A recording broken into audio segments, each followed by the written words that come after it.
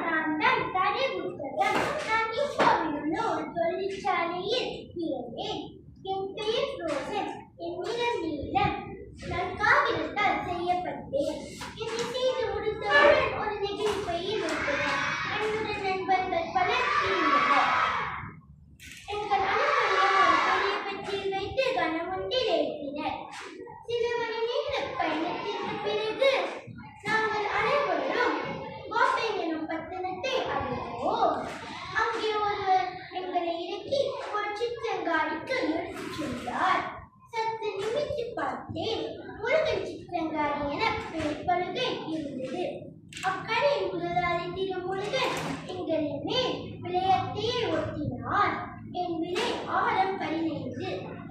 நாங்கள் அனைவரும் அச்சிற்றங்காடியில் வரிசையாக ஓர் அலமாரியில் அடுக்கி வைக்கப்பட்டோம்.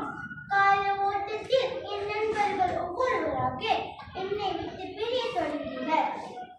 எனக்கான நாளை எதிர்பார்த்து காத்து கொண்டிருப்பதே என் வேலையாகி போனது.